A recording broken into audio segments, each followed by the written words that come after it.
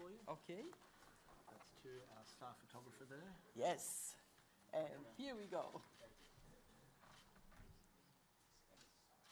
Okay, I can show it to everybody. Global policy agenda in a tough time. Thank you very much.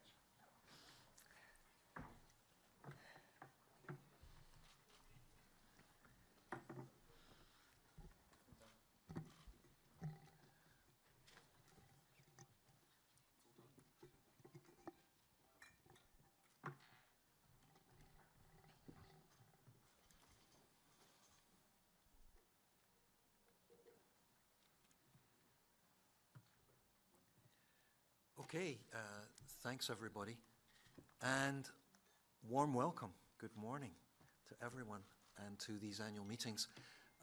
This is, as usual, our opening press conference for the meetings, and I think you've all been watching what has been happening the last few days. We've been releasing our flagship documents, the World Economic Outlook and so on, and with more to come over the next few days. Starting right now, and as the Managing Director just pointed to, we have our global policy agenda, which I think you've all received, and we'll be talking a bit about that later today. So with that, thanks to all of you for coming this morning. It's so great after 3 years to see colleagues in the room, and of course we do have colleagues online as well, and we will take we'll try and take their questions too. With that, I want to turn to the Managing Director, Kristalina Georgieva, who will make some opening remarks, and then we'll try and take as many of your questions as we possibly can. Kristalina. Thank you very much, Jerry. Very good morning to everybody in the room, and whatever is the time where you are, so good to have you virtually at this press conference. I cannot hide the joy I experience by being with you in this room in person again. But I also cannot hide the fact that this joy is overshadowed by the difficult global environment, by the fact that we have a world economy that has been hit by one shock after another. An unrelenting pandemic, Russia's invasion of Ukraine, climate disasters on all continents, and now a cost of living crisis. The immediate toll on the global economy is clear. You saw on Tuesday the IMF cutting our growth forecast for 2023 to 2.7%. Across many economies, recession risks are rising. And even when growth remains positive, for hundreds of millions of people, it would feel like recession because of rising prices and shrinking incomes. And on top of it, risks to financial stability are also growing. Uncertainty remains exceptionally high.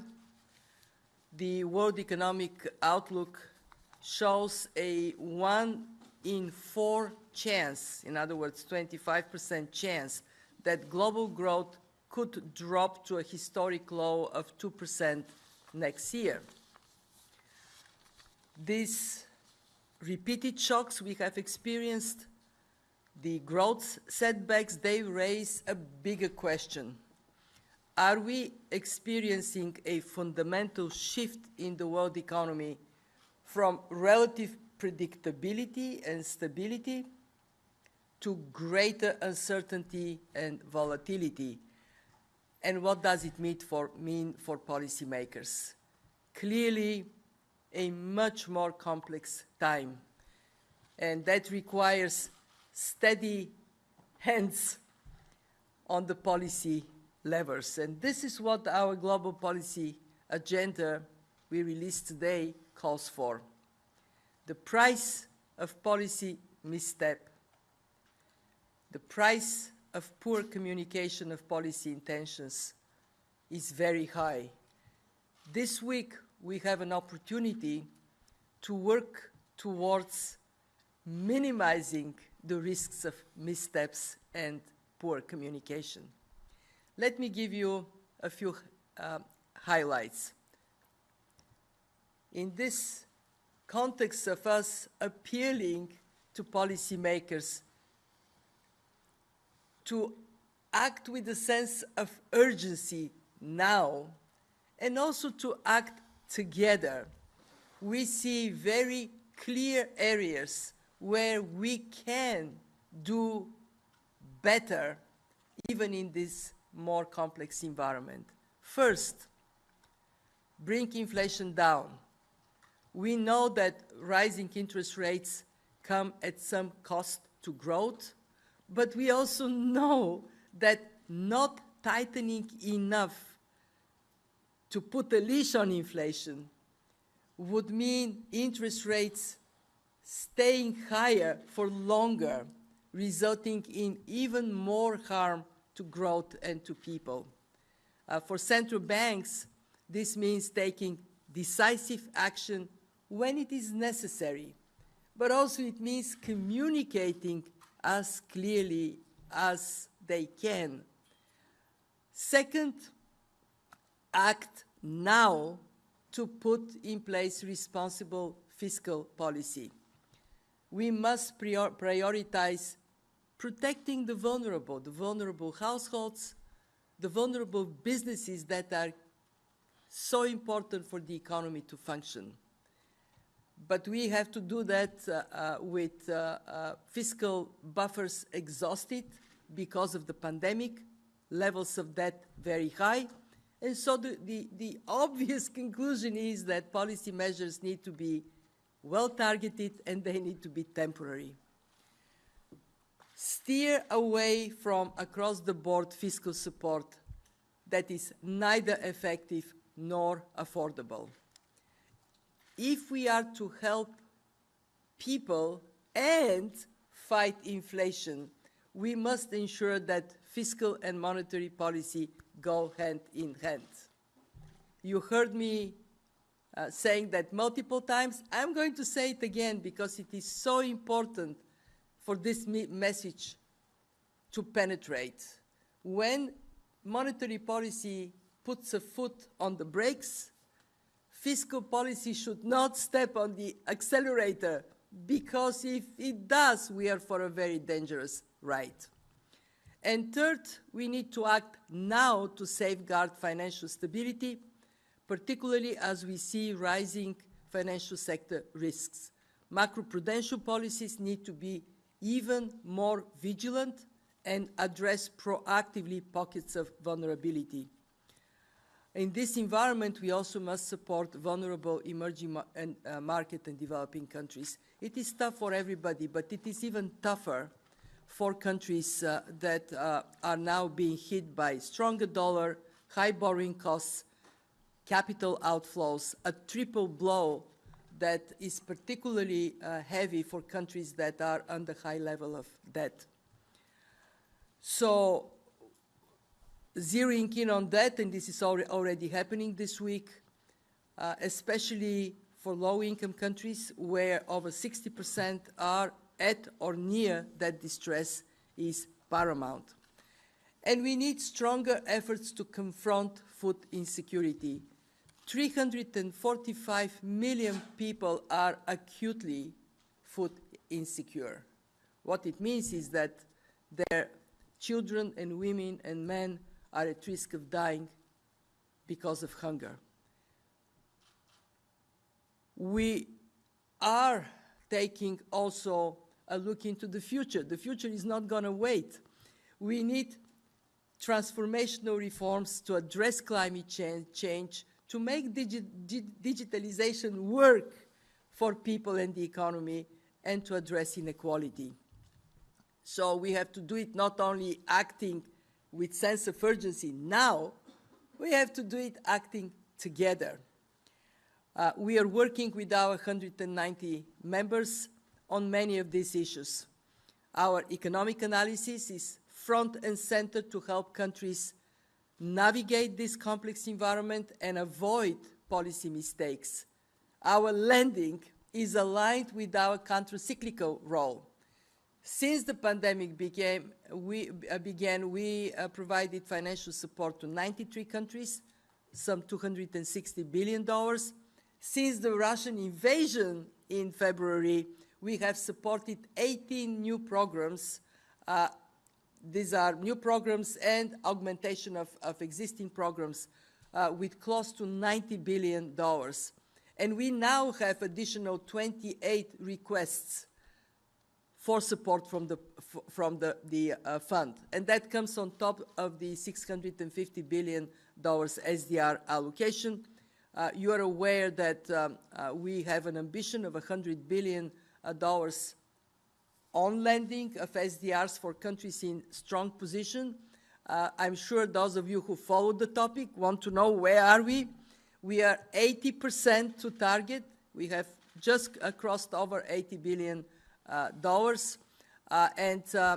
We are absolutely determined to reach the target in the next months. We have created our first ever long-term financing instrument to support the transformation of economies, the Resilience and Sustainability Trust. It is now operational. We have pledges of $40 billion, and we have staff-level agreements for the first 3 countries crossing the finish line, Barbados, Costa Rica, and Rwanda. And for countries suffering from the food crisis, we have expeditiously opened up a window in emergency financing, the food shock window, to provide rapid financing to urgent needs. And let me say finally a word on debt. We are pressing for a more effective debt resolution mechanism. We want the common framework to become more predictable with guidelines and able to bring equality of treatment for all creditors, public and private.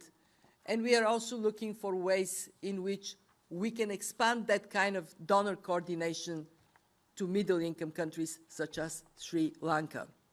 So a lot to do during this week, and it is so important that we do demonstrate we understand the urgency to act, and we understand that acting together makes a difference to the lives of hundreds of millions of people. Thank you very much for being here this morning. And Jerry, the floor is back to you. Thank you very much, Kristalina. We will release Kristalina's remarks pretty much in real time, so that helps you to follow them. And can I ask everyone to be very succinct, very short? We'll try and be the same, and we'll try and take as many questions as we can. Let's start with Reuters. David Lauder. David, can you put up your hand so they can find you? Thank you.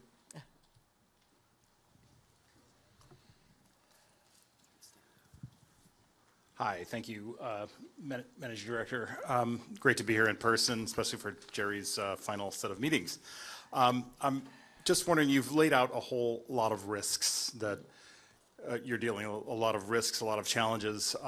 First and foremost, among them, you seem to be indicating that inflation is the top priority, the number one thing to do. Do you think that can realistically be tamed while this war in Ukraine is still going on, which has created so many shocks, so much increase in energy and food prices, which are driving the inflation?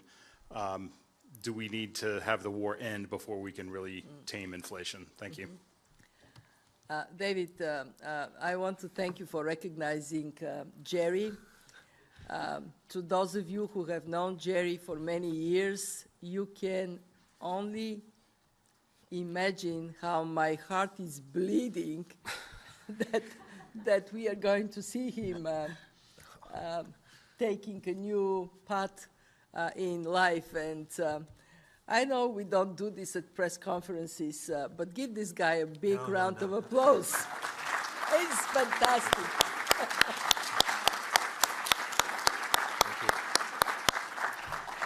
Thank you. Honest, approachable, and all dedicated to transparency, to accountability to the public. This is Mr. Jerry Rice. Okay, to your question. I do believe that there is a lot that can be done to tame inflation using the monetary policy tools. Why do I think so? Because we know that during the pandemic, there has been buildup of demand. And we see in the United States, in other places, labor markets being very tight. And at the same time, we have two sources of demand, of supply interruptions. The interruptions caused by COVID and those caused by the push-up of oil and gas prices. Now, in any case, when you have a slowdown of the economy, that would mean that also commodity prices would be impacted. And therefore, there would be, independent on whether the war goes on or not, we can see a positive impact on inflation by tightening up financial conditions.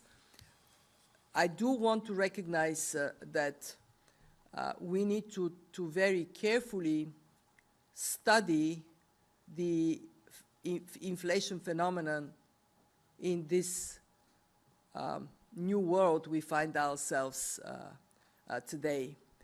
Why? Because fragmentation in the world economy also means that we might see shifts in supply chains that impact cost structures on a more permanent basis. And that is not what monetary policy can address. But David, there is plenty monetary policy can and must address because of this mismatch between demand and supply that is also due to demand being still quite heated.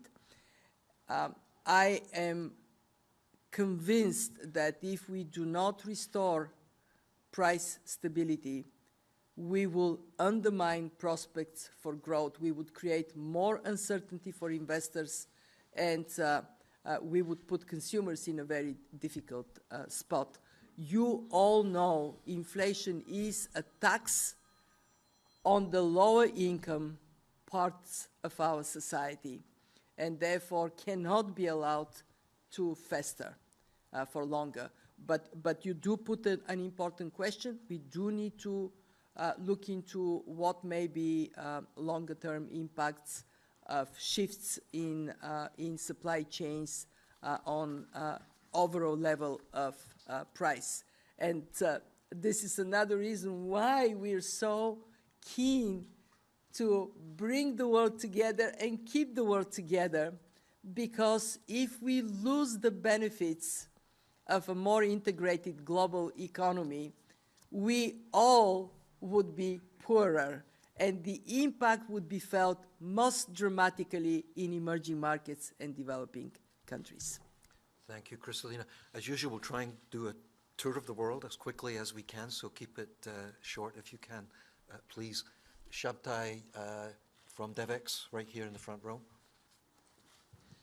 Thank you very much for taking my question.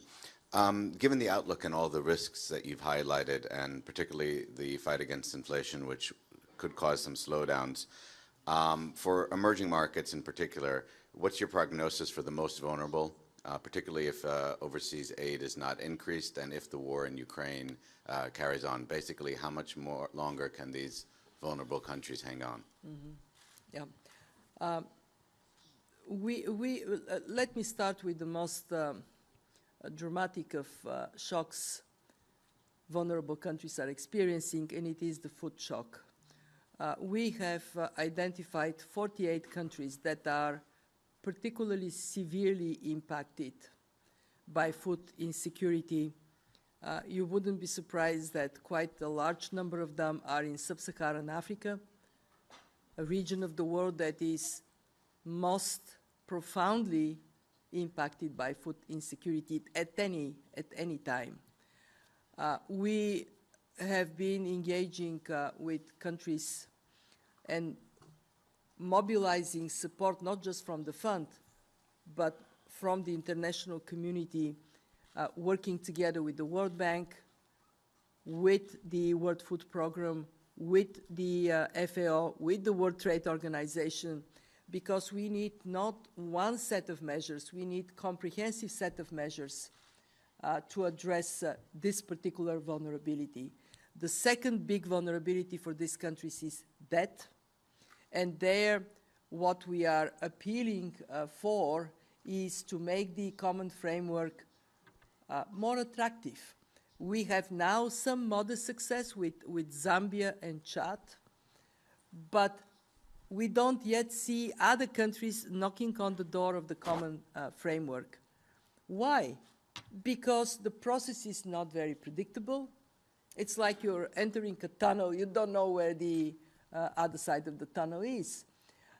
Because the way we bring all creditors is lumpy. You have the official creditors on one side, then you have the private sector creditors. So we have to expeditiously draw lessons from Zambia and Chad, what has worked and how, and then apply it to countries to get that response to that insecurity, to that being not sustainable, to get response much more actively. And I do hope during the meetings there would be a huge attention paid, and rightly so, to this topic. Thank you, Kristalina. Let me recognize Kobe Smith, the Financial Times. Kobe, can you raise your hand? Thank you. Thank you so much for doing this. Colby Smith with the Financial Times. In light of the vast uncertainty about the outlook and all the warnings about the global economy and financial stability risks, I'm wondering if you worry that the Fed risks breaking something, perhaps by continuing with this very rapid 75 basis point pace, and if that's something it should reconsider.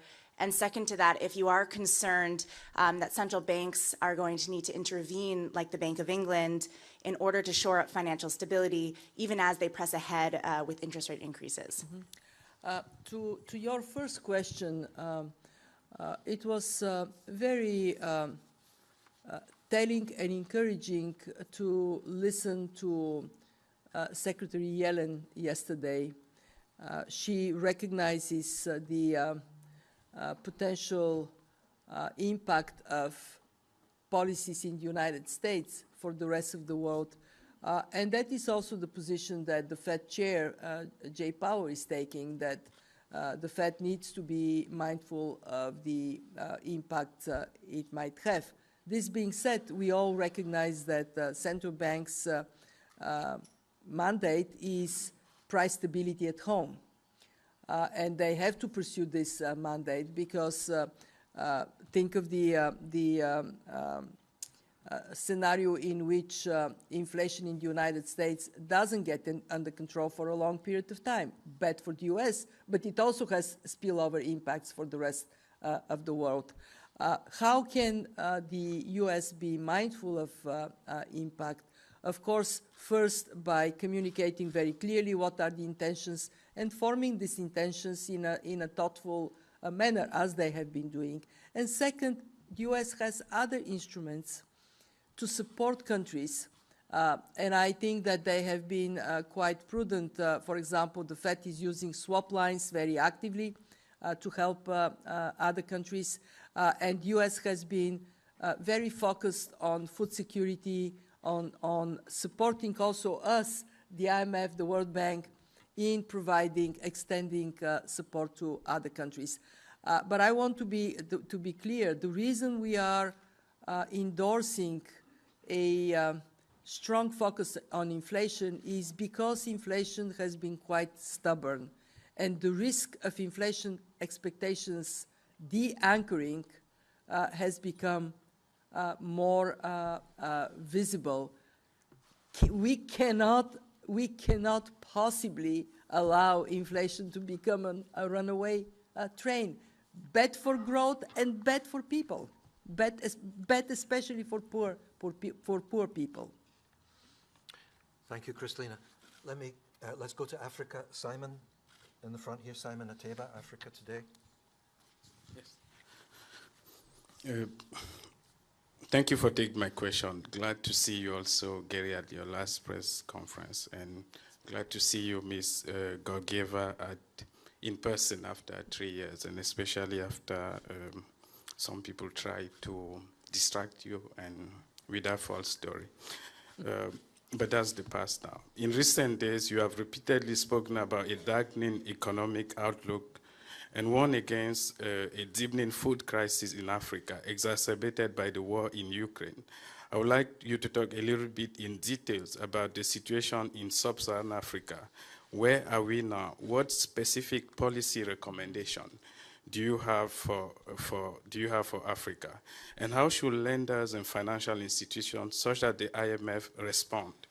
And how darkening is the overall situation in Africa? And if you can touch a little bit about the situation in the Horn of Africa, where we have the biggest humanitarian crisis in Ethiopia right now. Thank you. Thank you very much for asking this question, because of all regions in the world, Africa finds itself in the most precarious position. Why? Because Africa was already affected by food insecurity due to climate events. We sometimes forget that the Horn of Africa and the Sahel were experiencing food insecurity, and for Somalia there was already concern that may become very dramatic before the war in Ukraine. We also know that Africa is unfortunately where we were as a global community a bit slow to provide the necessary vaccination support to fight COVID. And as a result, we have the scarring from COVID in many countries more severe. Just think what it means for children that are out of school for 2 years to then try to resume classes. Many drop out, especially girls, and that can have implications for quite some time. But there are positive stories we can tell. Many countries in Africa over the last decade have built strong fundamentals. They have worked very hard to increase their tax to GDP ratio, so they have the financial capacity to support their economies and their people. And now they are faced with the need of the international community to stand by them. So what is our advice to Africa? First, do stick to prudent macroeconomic policies. What we have seen in the COVID crisis, countries that had strong fundamentals, like people with strong immune systems, they withstood the shock much better than others. Second, for this moment in time, if you are seeing problems on the debt side, act early. And as I said, 60% of countries are in or near debt distress. Do not hesitate. Do not wait. Third, use the support system that the multilateral banks and the IMF is providing for you. And there we are mobilizing very firmly.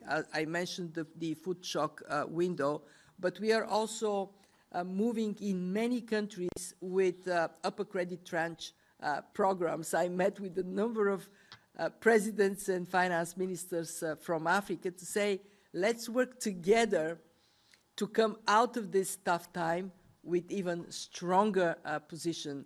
And above all, it is so important that Africa doesn't waver from the big policy decisions like the Continental Free Trade Agreement to implement them, because there is so much Africa can do for Africa just by making it, removing obstacles to growth on the basis of African integration. My mantra has always been, what is the strength of Africa? Young population. How can you make use of this strength? Invest in young people, invest in digital connectivity, invest in competitiveness for the future. Thank you, Kristalina. Let's go to the Middle East. Lady in the front row. Mina Al-Arabi, The National. The Middle East, of course, has a mixed picture, but you're speaking about the threat of runaway inflation, which we see in Lebanon.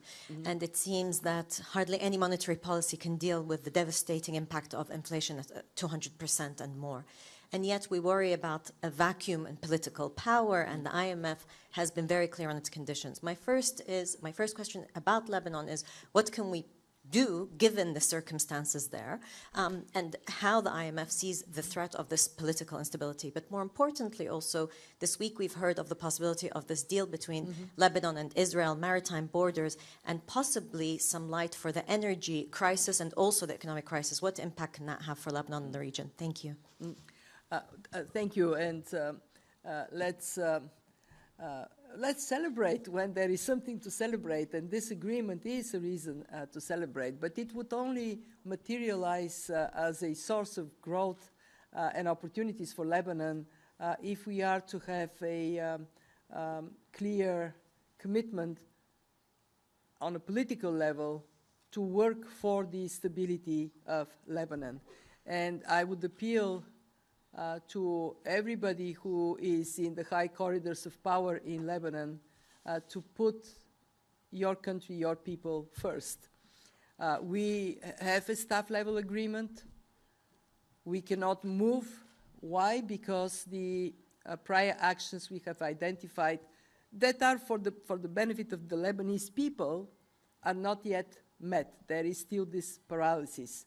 And it can only be resolved by the political leaders in Lebanon putting aside what divides them and getting to a point of serving the people of Lebanon who deserve no less. Thank you, Kristalina.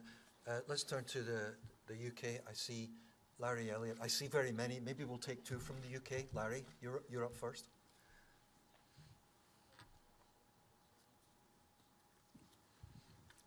Thank you. Larry Elliott of The Guardian. There are reports coming out of London that the Chancellor is planning to axe some of the measures that he announced on September the 23rd. Do you think that would help calm financial markets and remove some of the financial stability risks that you talked about in your opening remarks?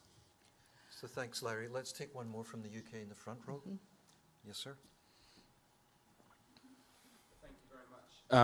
Thank you, Mark Stone from Sky News. You said in your opening remarks that a complex time requires steady hands on the policy levers. So my question simply is, do you think the British government's hands are steady? Okay, and let's just take one more. Lady in the front. And then we're gone from the UK.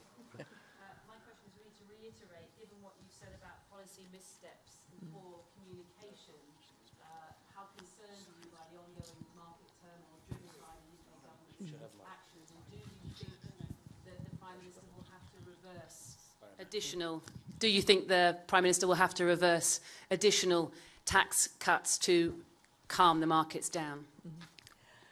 Let me start by sharing with you. I had a very constructive meeting with the Chancellor and the Governor of Bank of England, and we discussed the importance of policy coherence and communicating clearly so there can be in this jittery environment, there could be no reasons for more jitter.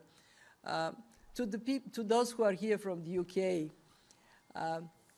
you have a country with strong institutions and strong traditions of transparent, evidence-based policy making. And it is the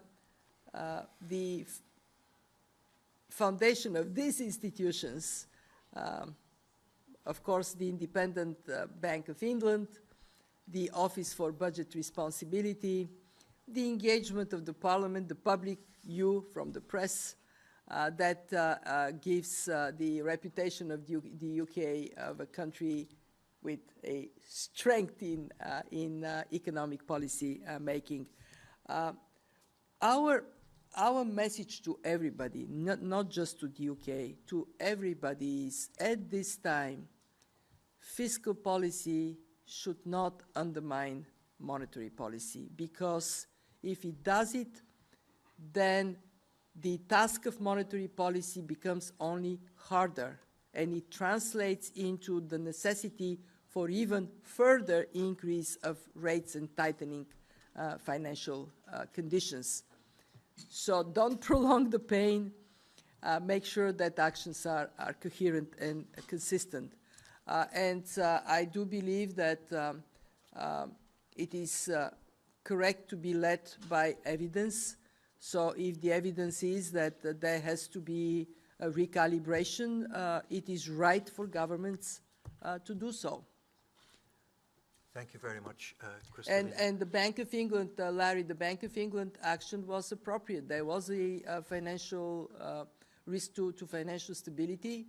The Bank of England addressed it, notwithstanding the commitment it has to pursuing its main monetary policy objective, which is price stability. Okay, thank you very much, Kristalina. Let's keep going around the world. Argentina, Rafael, please, in the front row. Thank you very much, Jerry, and a warm farewell to you on your last annual meetings. Ms. Georgieva, good morning. Argentina has passed 2 reviews on its IMF program, but inflation has gone up, growth is going down, political risks remain very high, and the economy is still very fragile, according to the IMF staff. What do you think is the best case scenario Argentinians can hope for going forward with this program? And the IMF has been very accommodating to Argentina's requests. How flexible do you think the IMF is willing to be in order to keep this program afloat? Thanks.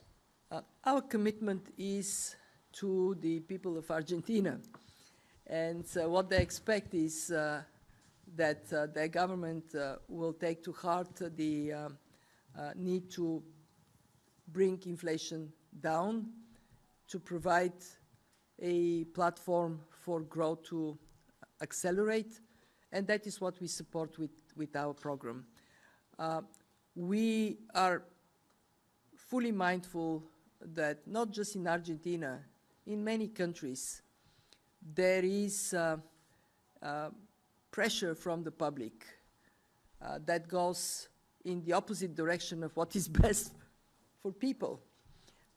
Pressure to increase spending when it is not affordable, and when it fuels inflation. And what we are very pleased to see is that Minister Massa has taken his responsibility very seriously, and his commitment, his team, himself, to stick to what we have agreed in our program is demonstrably there, because we have been able to complete successfully the 2nd review. We will be very closely following how the economy responds to policy measures. We never take a program to be, set in stone if conditions significantly change. But I can tell you that we are not going to be flexible against the interests of the people of Argentina. We would be looking at the realities in Argentina, making sure that our program helps to anchor the economy, and over time bring the access to market back to life for Argentina. You're right to flag there are political factors. They exist in all countries. Obviously, we will be following very closely how they may be projecting over time and acting accordingly. Thanks, Kristalina. Let's turn to Asia. I'm going to go to colleagues online just for a second. Gabriel Yin from CCTV, do you want to come in? Gabriel, then I'll go to Lalit Jha for India. So let's take those 2 questions. And Gabriel, can you come in? Yes, of course. Thank you, Jerry. Thank you, Madam Managing Director. And Jerry, for the record, I was clapping with Managing Director and everyone else in the room for you. Thank you for all of your help and your work. And Managing Director, my question is on the sustainable transition or the environmental crisis that every country is facing right now. Given all of the challenges that you've listed, and most of those challenges are more immediate than the environmental challenge, how do you think, or how would you advise countries to still focus and invest on sustainable transition right now? Thank you. Very good question. The risk, of course, is there this year, possibly next year, that we would see more reliance on fossil fuels because of the energy crisis that Russia's war in Ukraine has created. But I'm convinced that it would be, since we had our Argentine colleague before you, I would use an Argentine analog, it would be tango, but played the right way. We make one step backwards and then two steps forwards. I am convinced that what is happening today would only accelerate the green transition, because energy security is now an added factor in considerations of what directions economies take. Okay, thank you very much, Kristalina. Let's go to Lalija, India. Thank you, Gary. We'll all miss you here. Madam Managing Director, I would like to ask you about India, which many of your colleagues in the IMF have described it as a bright spot in the current global scenario, and your expectations from India next year when it heads the G20 group. What India should do next year to lead this group? India deserves to be called a bright spot on this otherwise darker horizon, because it has been a fast-growing economy even during these difficult times. But most importantly, this growth is underpinned by structural reforms. Among them, the remarkable success in digitalization in India, from digital ID to providing all services and support on the basis of digital access. This has been indeed a huge factor for India's success. And the country is now stepping into taking the lead on G20 from that position of strength, which makes me strongly believe that we would see India leaving a mark on the world for years to come during next year's presidency. And what could that mark be? In what areas? It could be in the area of digitalization, including digital money. We know that we need regulation of crypto. We know that we need to get some more attention to cross-border payments, and how we are proposing public investment in the infrastructure of a cross-border payment platform. It can be in the area of bringing more fairness in our institutions. Next year, we need to complete the 16th Quota review. India has been a very strong voice for the fund to be financially strong, and also to be a strong institution on the basis of fair representation of our members. It could be in renewable energy. What is not so well known, you know it, that India has really leapfrogged in terms of solar and other forms of renewable energy.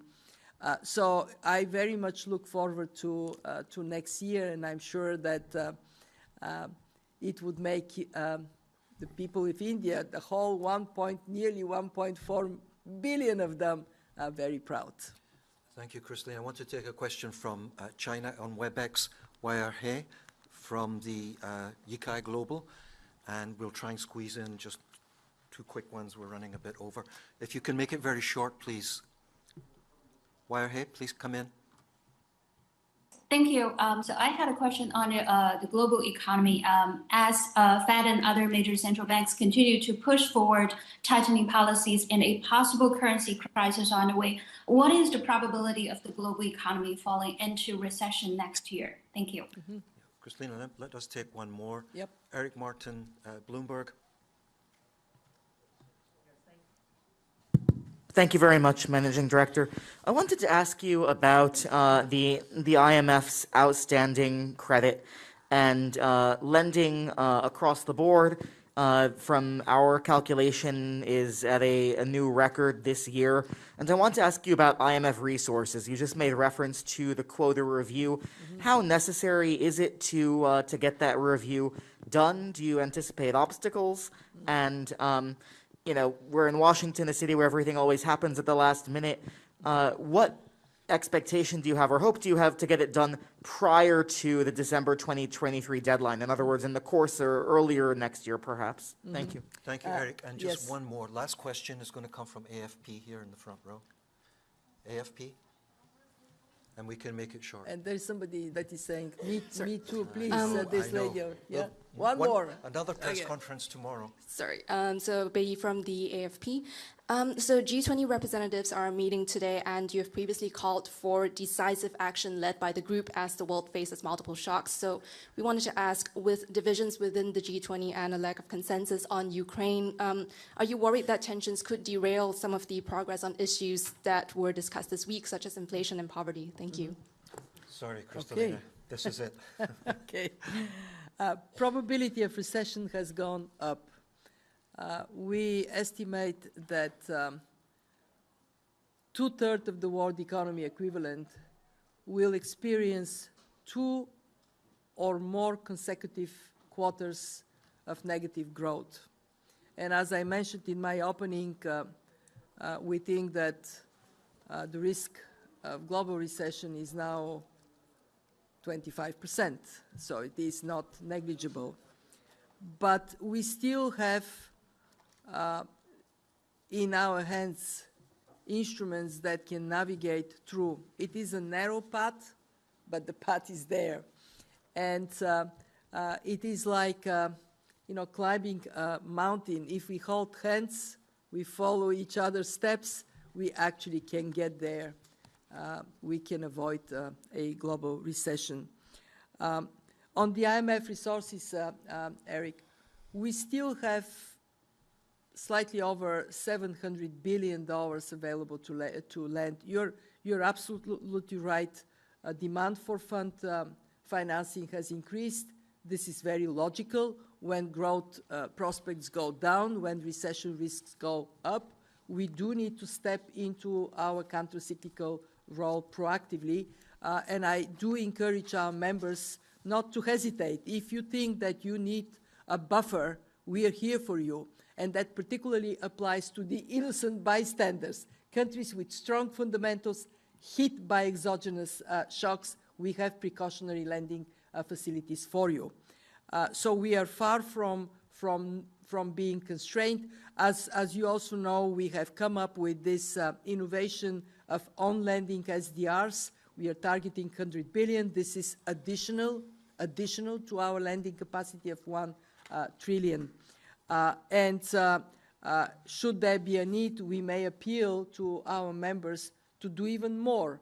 Now the average is around 20% of the SDRs strong economies received. France set up a good example, saying we are going to go to 30%. Let's see how the economy shapes up. Do we need to do more? You're right to say that usually these decisions are taken after a great deal of negotiations in the last moment. We have a deadline mid-December 2023. There is a possibility that we may see some acceleration. Why? Because of the complicated global economic environment. There may be desire to send a signal that the fund is there for the members.